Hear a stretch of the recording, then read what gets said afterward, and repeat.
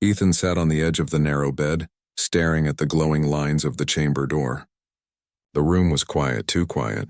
Usually this time of night he could hear Jara moving in the common hall, her claws tapping against the floor. She always hummed softly while cleaning her weapons or polishing her armor. That sound used to annoy him, but tonight he wished he could hear it. Instead, there was nothing but the soft hum of the air system. He stood and placed his hand against the door panel. "Jara," he called. "Are you out there?" His voice sounded small in the metal room. He waited. No answer. A cold feeling crept into his stomach. Jara never ignored him. She was strict, yes, but never silent. He knocked harder. "Come on, this isn't funny." The glowing lines on the door pulsed faintly, meaning it was locked from the outside. Ethan stepped back and ran a hand through his hair. He had been part of the Galactic Exchange program for 3 months now, living on a foreign ship, learning alien customs, sharing his life with a warrior species that looked like walking mantises. At first, it had been terrifying. Jara had been terrifying, but somehow she became his friend. She had taught him their language, shown him their food, even taught him how to fight with their staff weapons. He trusted her. But now she had locked him in. He sat back down, trying to stay calm. Maybe it was just protocol. Maybe there was some kind of drill. But then he remembered Jara's expression before she left earlier that evening. Her mandibles had clicked nervously and her antennae had been stiff. She hadn't said much, just told him to stay in the room and not to come out no matter what. That memory made his heart beat faster. What was happening outside? Why would she be afraid? Minutes passed. The room felt smaller with every breath he took. The air seemed heavier. Ethan walked to the tiny window and looked out, but all he saw was the cold void of space and distant stars. Usually that view calmed him. Tonight it only made him feel more alone. He tried talking to himself just to break the silence. "It's fine. She's probably just handling something. She's a warrior. She knows what she's doing." But even as he said it, his voice shook. Suddenly there was a sound beyond the door. A low thud, then a scraping noise like something sharp dragging along the wall. Ethan froze. "Jara," he said carefully. No reply. Another sound followed, this one like metal hitting metal. Then a short, sharp cry cut off too quickly. Ethan's breath caught in his throat. He ran to the door and pressed his ear against it. There were muffled voices speaking fast in the alien language. He couldn't catch all the words, but one he recognized. "Breach." A breach? Here his chest tightened. He backed away, suddenly aware of how defenseless he was. No weapon, no armor, no way to help.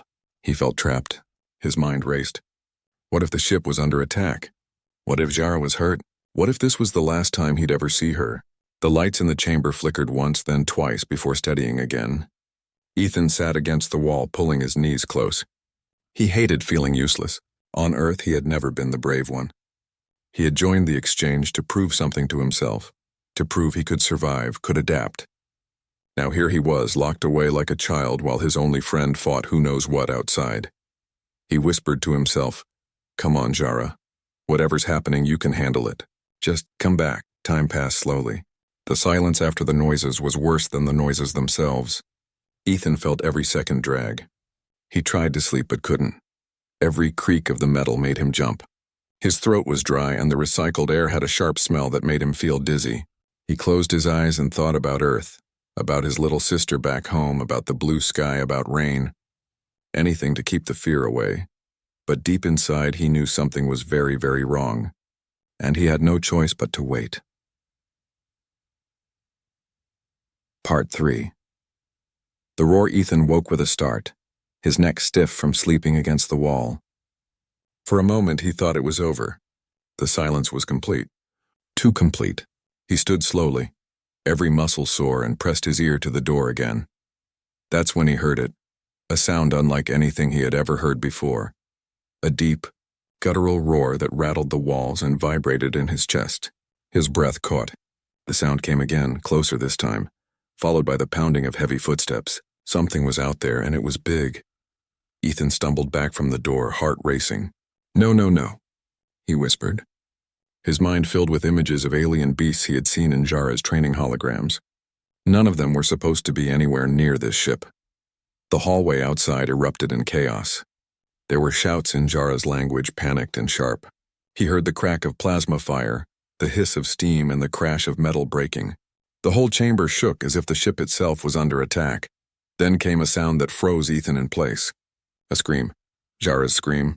It was raw, full of pain, and cut short too quickly. "Jara," Ethan yelled, slamming his fists against the door. "Open it!" "Let me out." No answer. Just more chaos. He pressed his ear to the door again, desperate for any sign of her voice.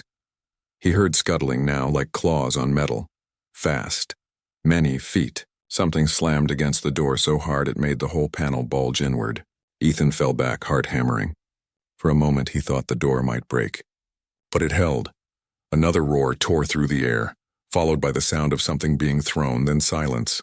A cold silence that felt worse than the noise. Suddenly a faint voice came through the panel. Jara's voice, strained and rough. "Stay inside," she shouted. "Do not open the door. Do not come out."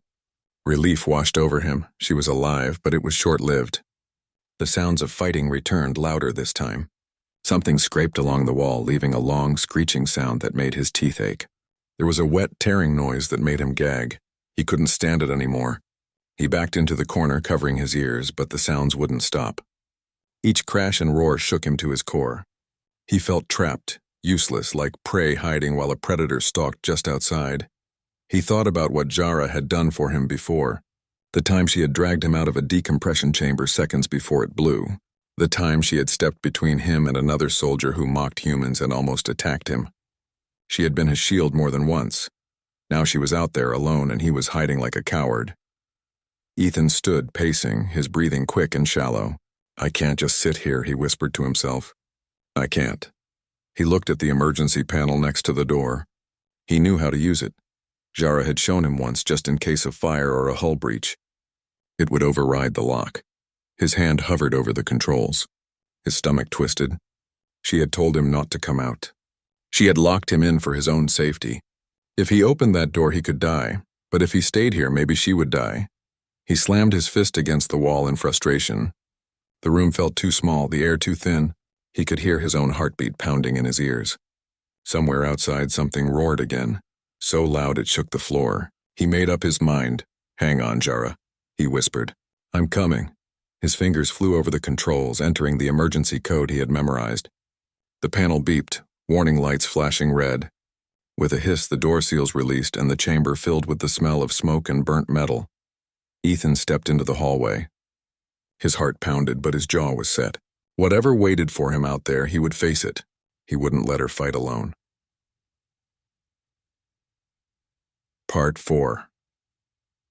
The decision. The hallway outside the chamber was a nightmare. Ethan stepped out slowly, his shoes sticking slightly to the floor. At first he didn't understand why. Then he saw the black liquid smeared across the metal. It wasn't oil. It was blood. Alien blood, thick and shining under the emergency lights. The air smelled of smoke and something sour that made his stomach twist. Sparks rained down from broken wires in the ceiling, and the walls were scorched with plasma burns. Ethan covered his mouth, trying not to breathe too deeply. He moved forward carefully, every sound amplified in the silence. His foot brushed against something and he looked down. A Kirov soldier lay there, still and twisted in a way no living body could be. Its chest was split open, armor shredded like paper. Ethan stumbled back, heart hammering. He had seen death before on training videos, but not this close, not like this. Farther down the corridor, something growled. Low, hungry. Ethan froze where he stood, his breath shallow. The sound echoed through the hallway, making it hard to tell where it came from. He tightened his grip on the metal pipe he had grabbed from the wall near the chamber door. "Jara," he whispered, barely loud enough for himself to hear. He forced himself forward. Every step felt like a choice between courage and terror. He passed another body, then another. Each one was a reminder that whatever was attacking this ship was powerful enough to take down trained warriors. And he was just a human with a pipe. He stopped at an intersection. To his left, the lights flickered, showing a hallway filled with smoke. To his right, he heard voices, Jara's voice among them, speaking fast, angry, commanding. Relief hit him like a wave. He turned and ran toward the sound, his heart pounding. He needed to see her, to know she was okay. As he rounded the corner, he saw her. Jara stood in the middle of the corridor, her carapace cracked and bleeding. She held a long spear-like weapon, its blade glowing faintly. Around her were two other Kirov soldiers, both wounded, and beyond them was a shadow that moved, something large and wrong, its shape shifting in the smoke. Jara's eyes locked on Ethan the moment she saw him. Her antennae flared, and she shouted, "Back! Get back inside!" But Ethan didn't move. He couldn't. Seeing her hurt sent a bolt of anger through him that burned away his fear. "I'm not leaving you," he shouted back. The shadow moved, revealing itself. It was a creature unlike anything Ethan had seen before. Its body was massive, covered in dark, wet armor-like skin. Its arms ended in hooked claws, and its mouth opened in a scream that was half roar, half hiss. One of the Kirov soldiers charged with a spear, but the creature caught him mid-strike and threw him against the wall like he weighed nothing. The sound of the impact made Ethan flinch. "Run!" Jara shouted, stepping between Ethan and the monster, but Ethan stepped forward instead, gripping the pipe with both hands. His whole body trembled, but he didn't back down. The creature lunged. Ethan swung the pipe with all his strength, hitting its side. The sound rang through the hallway like hitting metal. The creature shrieked, twisting toward him. Jara took the chance. She lunged forward, driving her glowing spear deep into the beast's side. The smell of burning flesh filled the corridor as the weapon sizzled. The creature roared, thrashing violently, throwing Jara back against the wall. Ethan ran to her side, helping her up. She looked at him with something between anger and pride. "You disobey," she rasped. "You're welcome." Ethan shot back. The creature was already turning back toward them. Ethan felt the fear rise again, but this time he didn't run. He stood ready, shoulder to shoulder with Jara. If this was the fight that would kill them, he would not let her face it alone. Jara grinned, mandibles clicking, and raised her spear. Together, they prepared to strike. Part 5. The Battle. The hallway shook as the creature roared again, its claws raking against the walls, leaving deep scars in the metal. The red emergency lights flashed, painting everything in a nightmare glow. Ethan's heart pounded so hard it hurt, but he didn't step back. Jara was beside him, her weapon ready, her breathing ragged but steady. The creature lunged first. It moved faster than Ethan thought something that big could move. Jara shoved Ethan to the side just as a claw slashed down where he had been standing. Sparks flew as the claw hit the floor. Jara struck with her spear, hitting the creature's shoulder. The blade sizzled, burning its flesh, and it screamed in rage. It swung an arm, catching Jara and throwing her against the wall again. She hit hard, her carapace cracking louder this time. Ethan ran to her, but she pushed him away. "Fight!" she growled. "Do not freeze!" Ethan turned just in time to see the creature charging at him. His instincts screamed at him to run, but he forced himself forward instead. He swung the pipe as hard as he could, hitting its head. The impact barely slowed it, but it gave Jara time to recover. She leapt onto the creature's back, driving her spear deep into its neck. The beast roared and spun, slamming itself against the wall to throw her off. She held on with one hand, stabbing again and again. Ichor sprang with each strike. Ethan used the distraction to hit it again, aiming for its legs. The creature stumbled, crashing into a console and smashing it to pieces. "Good," Jara shouted. "Keep it off balance." Ethan's arms ached, but he didn't stop. He swung again, this time hitting its knee joint. The creature screeched, stumbling lower. Jara jumped clear and thrust her spear one final time, straight through its head. The monster twitched once, twice, then collapsed with a heavy thud that made the floor shake. For a moment, the only sound was Ethan's breathing, ragged, desperate. Then silence. Ethan stared at the body, unable to move. His arms trembled from exhaustion, the pipe slipping from his hands. Jara limped toward him, her antennae twitching as she scanned the hall. "It is dead," she said finally, her voice low. Ethan nodded, swallowing hard. His throat felt tight. He had just fought for his life, killed something with his own hands. The thought made his stomach turn, but at the same time he felt something new rising in him. Pride, determination. Jara placed one clawed hand on his shoulder. "You fought well," she said. "Brave." He let out a shaky laugh. "I was terrified." "Fear is not weakness," she said. "Fear means you still live." Ethan looked around the hallway. The other Kirov soldier who had been with them lay still, unmoving. Smoke filled the corridor. Somewhere deeper in the ship, alarms were blaring. Whatever had attacked them might not be the only one. "We have to move," Ethan said. "There could be more." Jara nodded. "Yes, the ship must be secured, but first—" She swayed, her legs almost giving out. Ethan caught her before she fell. "You're hurt," he said. "I am alive," she replied. "Thanks to you." He helped her stay on her feet. "We're not done yet." Together they stepped over the creature's body and moved down the corridor. Ethan kept the pipe in his hands, ready for another fight. His fear was still there, but it no longer controlled him. He had made his choice. He wasn't going back to the chamber, not until this was over. The hallway ahead was dark, filled with smoke and the sound of distant metal groaning. Somewhere out there, the rest of the crew was fighting, and Ethan knew he and Jara would have to fight again. But for the first time since the night began, he wasn't afraid of facing it. He was ready. Part 6. The Aftermath. The ship was quiet now, but it was not the silence of peace. It was the heavy, tense silence that comes after a storm, when everything is broken and nothing feels safe. Ethan and Jara moved slowly down the corridor, stepping over debris and fallen bodies. The smell of smoke still lingered, mixed with the sharp metallic scent of blood. Every shadow made Ethan's heart jump. Every distant creak made him tighten his grip on the pipe. Jara limped beside him, her spear dragging slightly on the floor. She was covered in black ichor and her own green blood. Her breathing was rough, but she did not complain. Ethan glanced at her again and again, worried. Her carapace had cracks. Along her side and one of her lower arms hung uselessly. "We need to get you to the infirmary," he said. "Later," she replied. "First we find the others. We see if the ship still lives." They reached a junction where the lights flickered, and a soft voice came from the other side. Ethan froze until he heard words he recognized. It was another Kirov. Two survivors stumbled out from behind a damaged door. Both were bleeding, one holding a broken weapon. When they saw Jara, they clicked their mandibles in surprise and relief. "You still live," one of them said. "The beast?" "Dead," Jara said simply. Their antennae twitched as they looked at Ethan. "The human fought?" "Yes," Jara said, her tone flat but proud. "He fought." Ethan felt heat rise in his face but didn't say anything. The survivors led them toward the command deck, carefully avoiding collapsed sections of the hallway.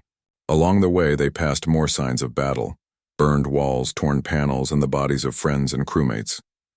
Ethan tried not to look, but the image of their still forms stayed with him.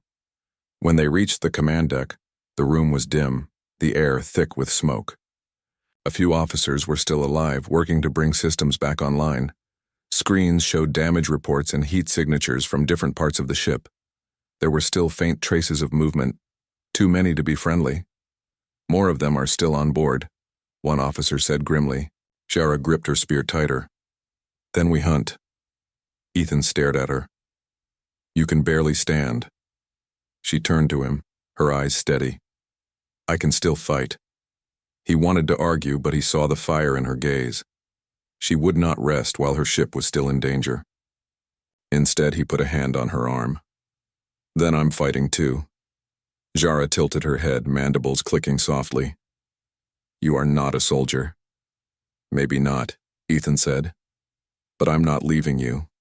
Not now." For a long moment, Jara just looked at him. Then she gave a slow nod. "Then you stay close. You do not leave my side." They armed themselves with whatever they could find, Ethan with a heavier metal bar and a shock blade, Jara with a fresh spear from the armory. Together with the survivors, they prepared to clear the remaining decks. Before they left, Ethan caught sight of his reflection in a cracked display screen. His face was streaked with grime and sweat, his eyes bloodshot, his hands still shaking from the fight. He barely recognized himself. He wasn't the quiet exchange student anymore. Something had changed. Jara saw him staring and stepped closer. "You fought with honor," she said quietly. "Your fear did not own you." Ethan swallowed hard. I didn't want to be afraid anymore. She rested one clawed hand on his shoulder. Fear never goes away. We carry it. We choose to fight anyway. Her words struck something deep inside him. He nodded, gripping his weapon tighter. As they moved toward the next corridor, Ethan felt ready. Tired, bruised, terrified, but ready. If more of those creatures were waiting, they would face them together. The ship groaned as if in pain, lights flickering overhead. Somewhere far away, another roar echoed faintly.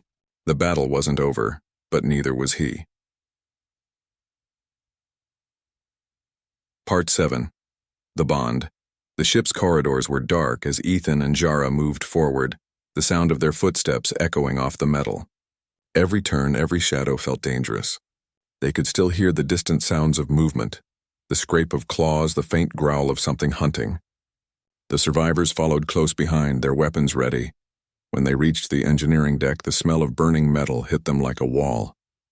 One of the creatures was there, clawing at the main reactor housing. If it breached it, the entire ship would be lost. Now, Jara whispered. She broke into a run, spear glowing bright, and the others followed. Ethan felt his fear flare up again, but he kept going, staying at her side. The creature turned and roared, lunging toward them. The battle was fast and brutal. Jara struck first, driving her spear deep into its shoulder. The beast shrieked and spun, its tail knocking one of the other soldiers aside. Ethan darted in, swinging the metal bar into its leg. It roared again, stumbling. The remaining soldiers fired plasma bolts, the air filling with smoke and light.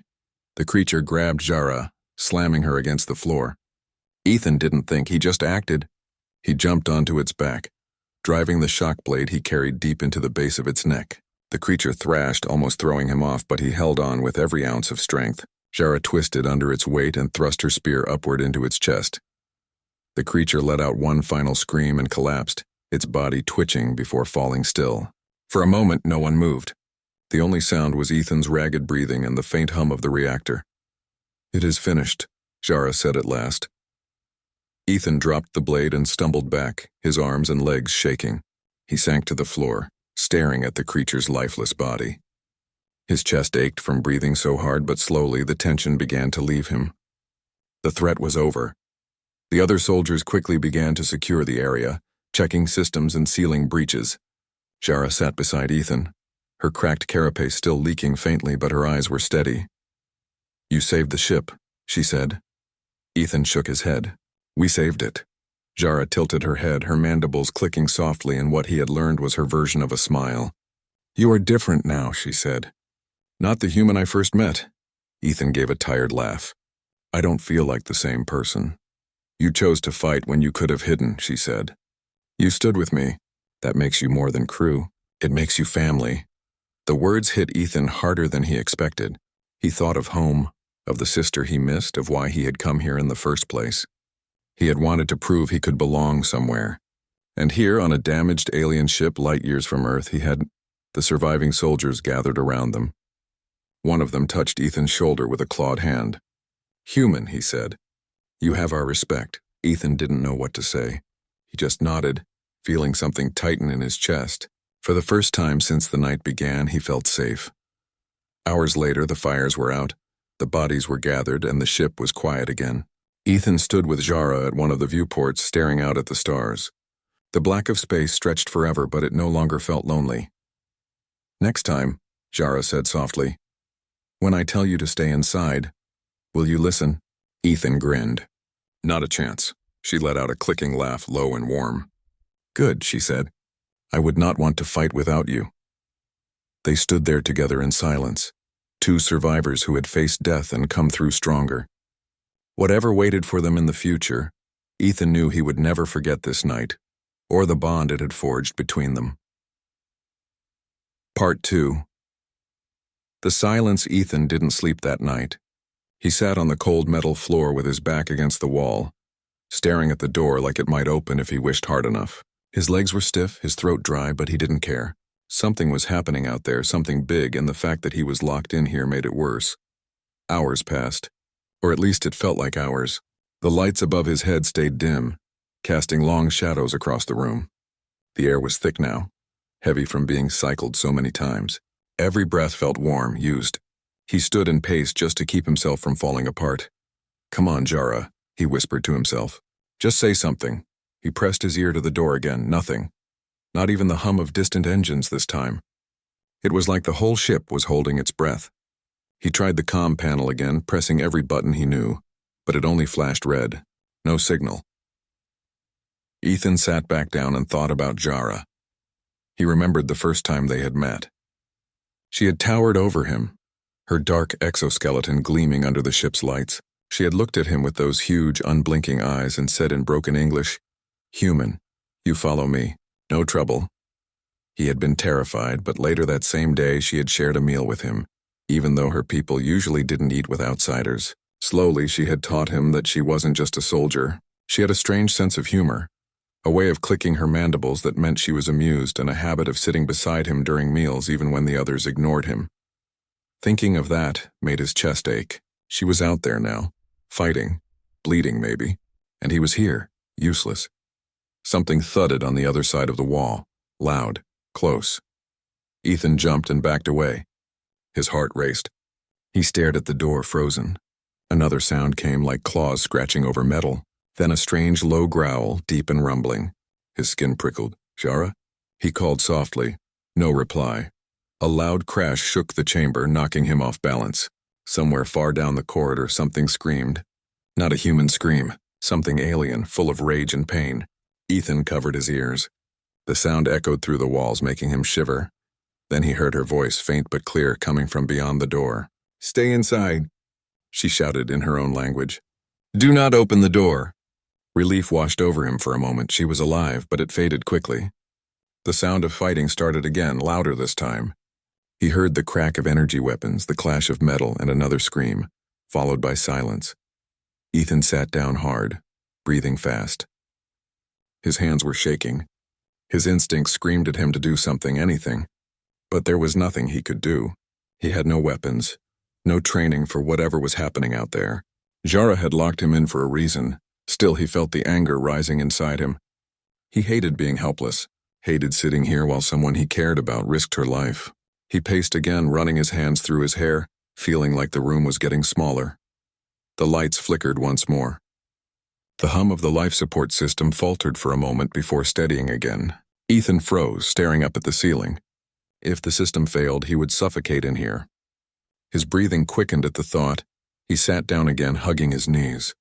His mind drifted back to Earth. He remembered his little sister, her laugh when they played in the backyard, the smell of rain, the sound of cars on the street at night. He thought about why he had signed up for the program, to prove to himself that he wasn't afraid anymore. But tonight he was terrified. Hours dragged on. At one point he thought he heard footsteps outside the door. Slow, heavy. They stopped right on the other side. Ethan held his breath, not daring to move. Then something tapped against the door once, twice, almost gently. Then silence again. Whatever it was, it moved away. He wanted to scream, but he bit down hard on his lip to keep quiet.